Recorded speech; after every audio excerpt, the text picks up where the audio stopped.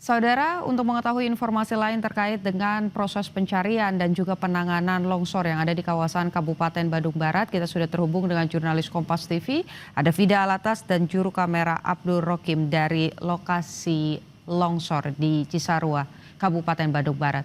Vida, sampai dengan saat ini bagaimana situasi di sana? Apakah cuacanya cukup baik dan ini sudah memasuki pukul 4 sore? Apakah proses pencarian juga masih terus dilakukan?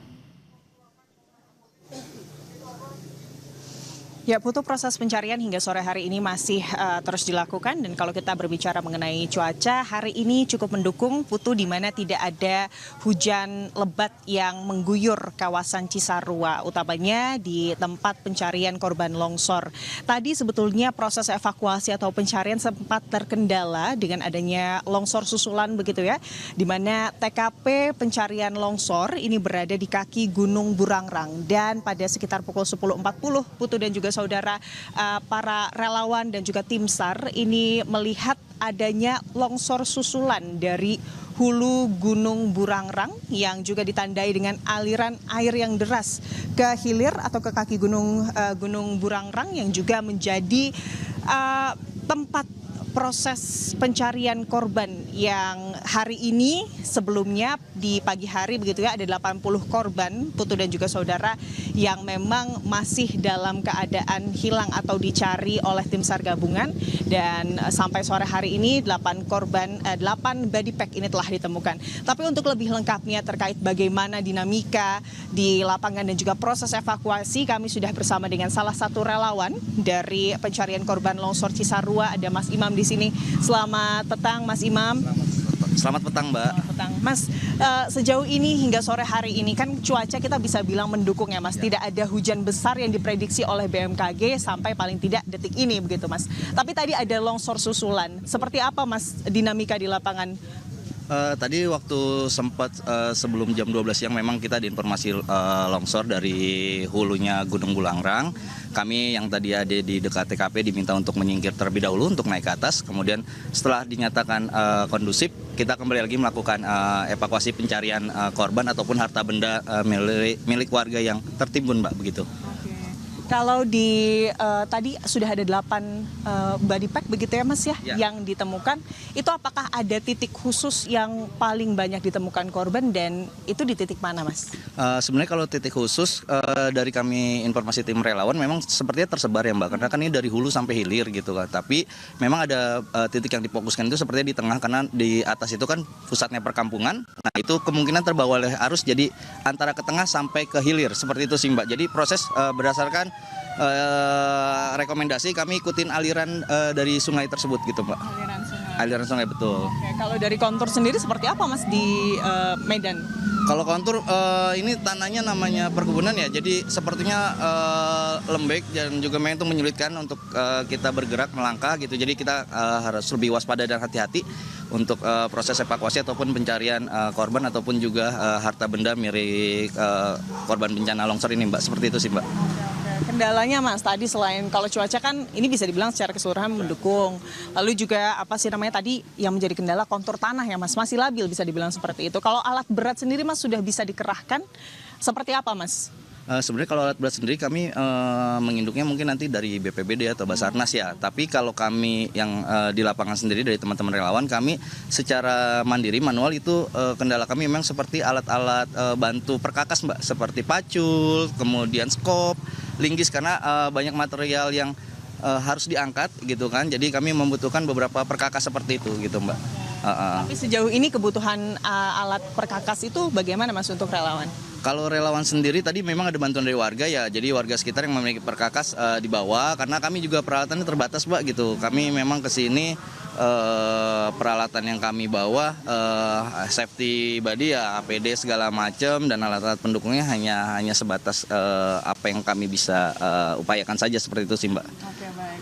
Mungkin harapannya seperti apa nih, Mas, untuk 14 hari ke depan kan masa tanggap darurat bencana longsor Cisarua ini bagi para relawan? Ya, harapan kami sih semoga bencana ini cepat terkendali, terus para korban tentunya yang selama ini yang diinformasikan hilang cepat diketemukan, terus para penyintas korban yang juga selamat diberikan kesabaran ketabahan, seperti itu sih, Mbak. Harapan kami yang penting mudah-mudahan cuaca ini mendukung ke depannya di dalam upaya melakukan evakuasi korban sehingga mempermudah pencarian dan juga mudah-mudahan semua korban yang dinyatakan hilang dapat ditemukan dengan keadaan terbaiknya mereka. Seperti itu sih, Mbak. Baik, amin. Terima kasih banyak Mas Iman atas waktunya bersama kami di Kompas TV. Lancar sehat selalu sampai 14 hari ke depan. Semoga semua korban bisa ditemukan. Terima kasih sekali lagi, Mas. Itu tadi Putu dan juga saudara, kalau melihat memang luasan dari longsor ini juga menjadi tantangan karena tadi Kepala Basarnas menyebut bahwa luasan longsor dari mahkota titik awal longsor hingga ke lidah longsor atau titik akhir longsor begitu ya, Putu dan juga saudara, ini sepanjang jaraknya ini 2009 meter atau lebih dari 2 kilometer. Tanah yang juga masih dalam kondisi labil begitu ya, ini juga menjadi tantangan karena dengan kondisi tanah ini artinya alat berat tidak bisa sepenuhnya dikerahkan. Padahal fungsi dari alat berat dari proses evakuasi longsor ini cukup krusial, di mana memang kondisi para korban yang ditemukan di hari ini oleh tim SAR gabungan mayoritas berada di bawah runtuhan bangunan. Artinya memang banyak reruntuhan bangunan yang perlu disingkirkan untuk melakukan proses evakuasi dan juga pencarian korban, dan untuk melakukan penyingkiran reruntuhan bangunan itu, Putu dan juga saudara, tentunya alat berat ini sangat dibutuhkan. Untuk hari ini, Putu, alat berat yang baru bisa dikerahkan hanya 2 eskavator, dan itu pun eskavator mini atau eskavator berukuran kecil, tapi memang ini tentunya lebih membantu dibandingkan sebelumnya di hari pertama di mana alat berat belum bisa dikerahkan dan relawan ini hanya bisa menggunakan alat-alat manual seperti pacul dan juga perkakas-perkakas manual lainnya. Dan untuk dari kedalaman timbunan longsor sendiri, Putu dan juga saudara, ini juga menjadi tantangan karena memang informasi dari Kepala Basarnas tinggi dari tumpukan longsor ini mencapai sampai 8 meter. Artinya korban tertimbun kurang lebih 8 meter di dalam tanah. Dan untuk hari ini, Putu dan juga saudara, sudah ada 8 body pack begitu ya yang berhasil ditemukan oleh tim SAR gabungan. 8 body pack ini, Putu dan juga saudara, memang masih belum bisa diidentifikasi apakah itu artinya 8 orang yang berbeda atau bagaimana, karena memang 8 body pack ini artinya, Putu dan juga saudara, adalah jasad korban atau bagian tubuh korban yang ditemukan di waktu yang berbeda dan juga di tempat yang berbeda. Untuk mengetahui apakah 8 body pack yang hari ini sudah ditemukan oleh tim SAR gabungan adalah 8 identitas yang berbeda ataukah tidak, ini nanti adalah ranah dari DVI, di mana kemudian setelah ke-8 body pack ini ditemukan begitu ya dari tim SAR gabungan, ini langsung dibawa atau ke puskesmas setempat begitu ya, untuk selanjutnya ini dibawa ke RSUD setempat untuk dilakukan identifikasi.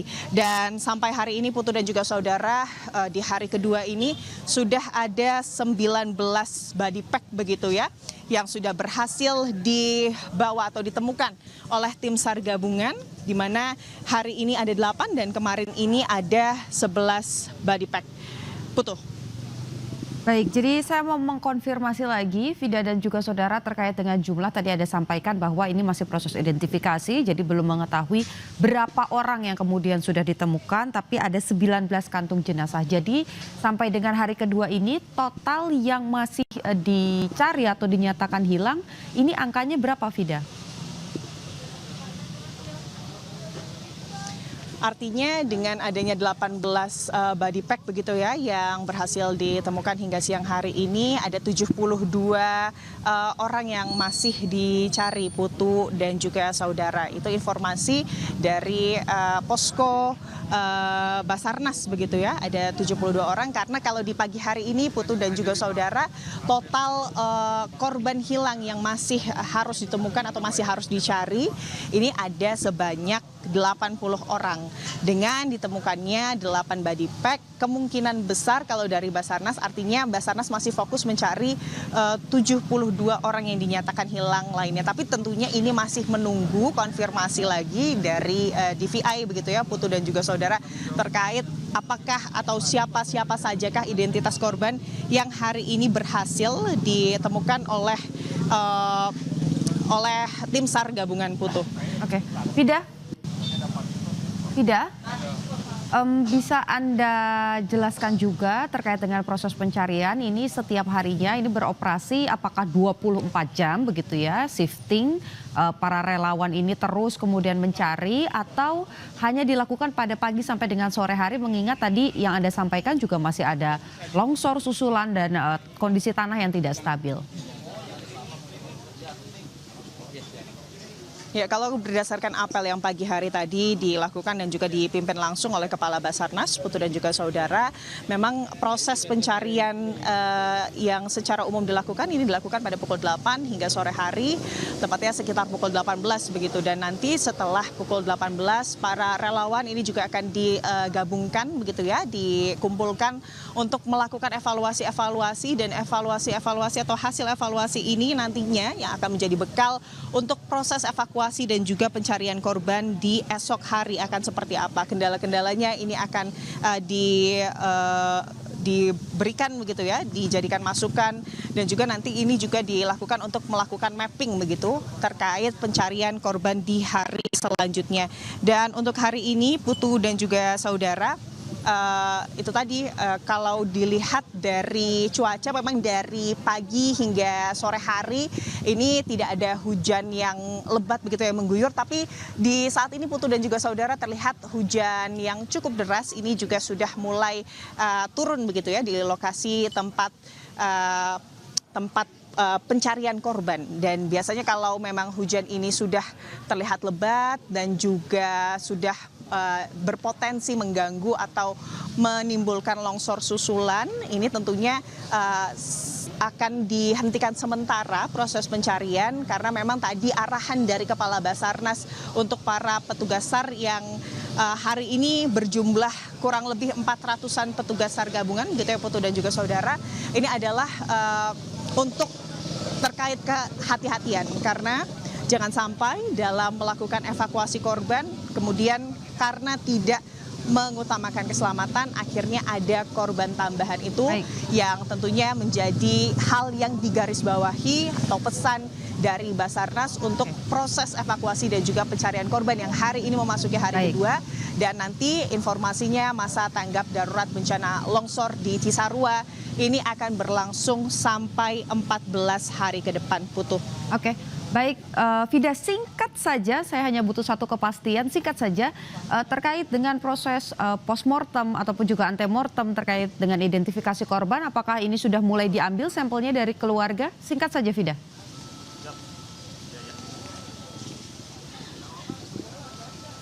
Ya, informasinya hal tersebut sudah dilakukan, Putu dan juga saudara, bagi warga yang merasa kehilangan keluarga atau kerabatnya.